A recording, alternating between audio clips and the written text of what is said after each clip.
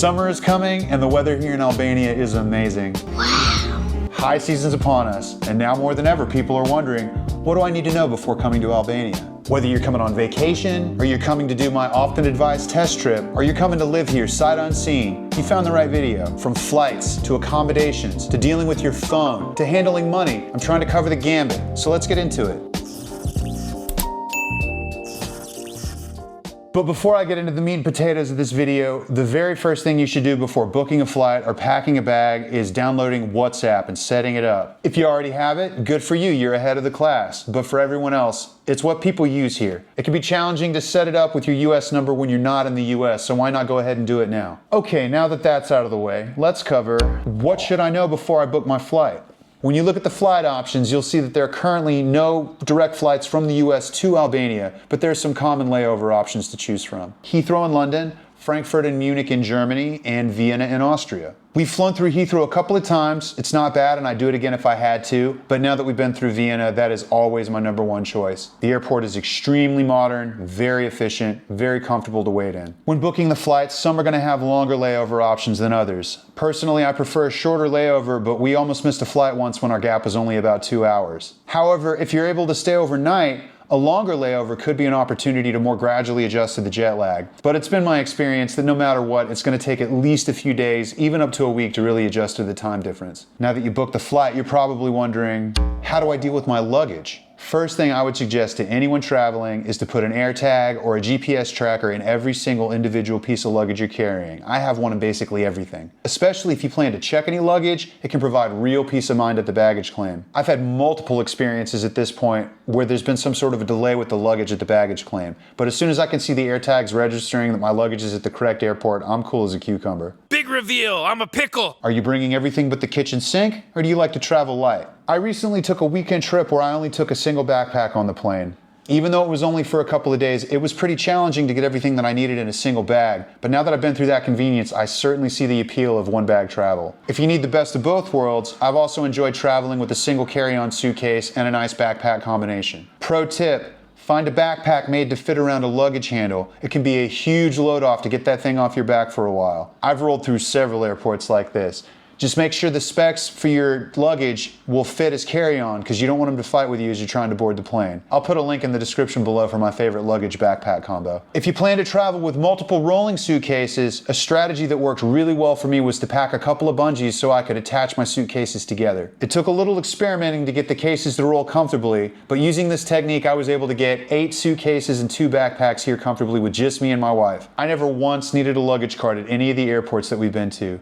Good thing too, because I'm not sure I even ever saw any at the Tirana airport in Albania. Obviously, whatever you decide to bring is really personal, but I'll add that there are lots of clothing stores all over the place. Might be a good opportunity to do some shopping, but just remember, if you're going back, all that stuff's got to fit in the suitcase on the return trip, so don't overdo it. If you are planning on bringing a lot of clothes with you, the color black is very popular here. This suit is not black. So your flight's landed, but now you need to buy something like food or a SIM card. You're wondering, how does money work in Albania? As a person living off of Apple Pay in the US, this took a little getting used to. There are definitely some things that you should know about money in Albania. First, they use a local currency here called Lek. It's exclusive to Albania. Some places will occasionally accept euros, but there's no guarantee. Cards are increasingly accepted here as things become more developed, but it's also not guaranteed. In the tourist areas, it's generally pretty reliable to use a card at most of the restaurants and businesses, but many of the businesses will take cash only. The money exchange places at the airport are going to have the highest exchange rates, so I would avoid them if possible. It's risky to travel with a lot of cash, so you're likely going to have to use a local ATM. Try to find one that will work without inserting your card. It's not uncommon to hear expats and tourists complain about an ATM eating their card. I would avoid the airport ATMs. They're also probably going to be more expensive to use. I would also avoid the standalone ATMs in the tourist areas. These are the ones that I hear people having the worst luck with. If your card does get eaten by a machine, it's way more likely you're going to get it back if the ATM is inside of a building at the bank. You'll find that exact change is often preferred. It's not a big deal to break a smaller bill, but if you're carrying the equivalent of like a 50 or a 100, you might get turned away. I try and break my larger bills at the money exchange places everywhere. Here in Vlorë, they are all over the place. They're very common. Once I get my cash out of an ATM, I'll often go to one of the money exchange places and just take 1 or 2 of the bills and convert them into smaller Lek. I try and spread around the places that I go to so I'm not irritating or taking advantage of them. I would always suggest carrying at least 2 forms of payment at all times,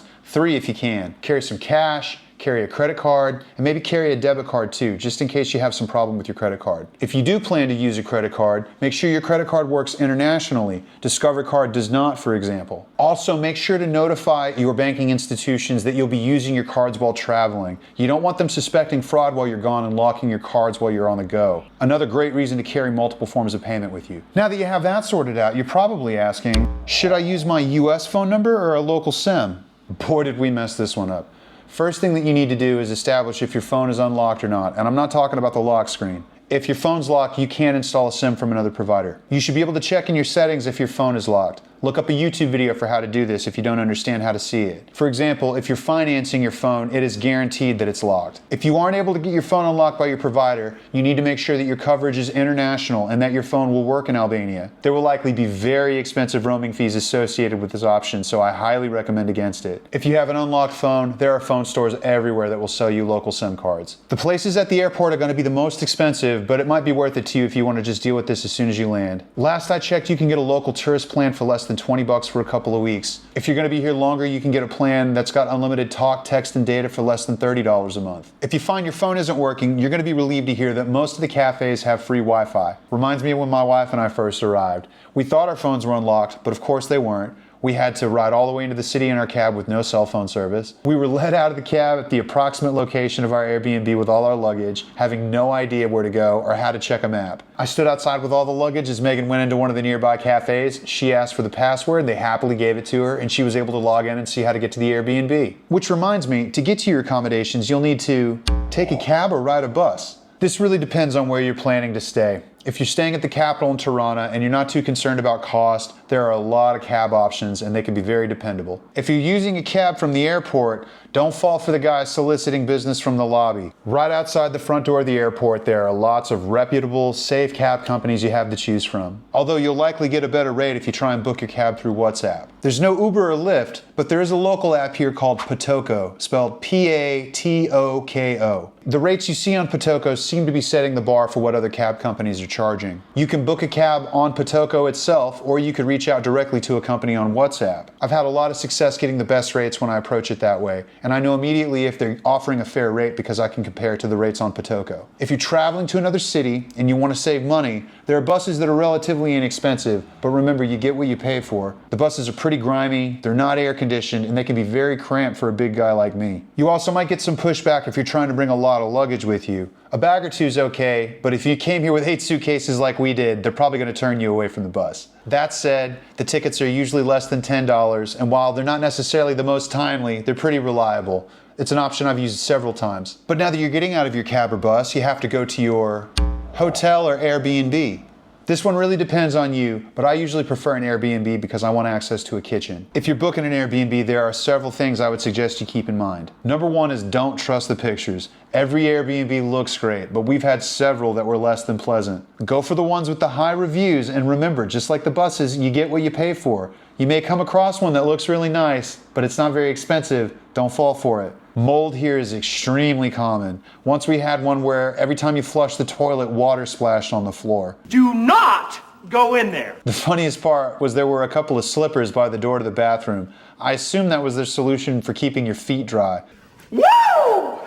No, thank you. We've also encountered some really sparse kitchen setups at some of these Airbnbs. You might struggle to find a good kitchen knife or a single good pan. So don't penny pinch too much here, you might regret it. When you arrive at the building, don't be too discouraged by the outside of it. The expression, don't judge a book by its cover, comes to mind. Stairwells may be uneven, might be kind of an oddly shaped door, you might encounter a broken tile on the stairs, but some of the roughest looking buildings on the outside have had some of the nicest rooms we've stayed in. There are lots of new buildings being constructed all over the place, but a lot of the buildings around here are pretty old and they haven't been painted in decades, especially outside the tourist areas and the population hubs. I haven't stayed at any of the hotels here, but I've seen several being constructed in Tirana that look very modern, very nice. If you aren't concerned about the cost and you just want a hotel experience, I'm sure there are lots of great options for that. I've also seen a lot of smaller bed and breakfast style hotels that look, pretty charming, and some independent hotels built into apartment buildings. You may even be able to find hotels that offer a kitchen with the rooms too. As a matter of fact, I might do that my next trip.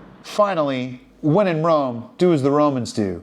Now that you're in Albania, you need to start thinking like an Albanian. That means you need to decide, coffee now or coffee later. Seriously, if you're here, you're gonna be drinking a lot of coffee. It's not a habit, it's cool. It's just the way that it works here. The coffee bars are everywhere. It's enough coffee To fill the Nile. At first it's overwhelming. But after a while, it becomes a part of you. If you're here in Vlorë, swing by Cafe 1912. Say hi to Tony and Kendall for me. You might just see me there. If you feel so inclined to buy me a coffee, I drink Americanos. You could also just scan the QR code here or look for the link in the description below to buy me a coffee. But how about you? How are you planning your flights? You gonna take a cab or a bus? Cash or card? Airbnb or hotel? I want to hear from you guys. Let me know your travel plans in the comments. If you enjoyed this and you want to help me get to 3,000 subscribers, make sure to like and subscribe. And if you're planning a trip or a move to Albania, but you don't know what to expect, you're in the right place. I have some insight for you. Check out this next video. YouTube thinks you're going to love it. See you soon.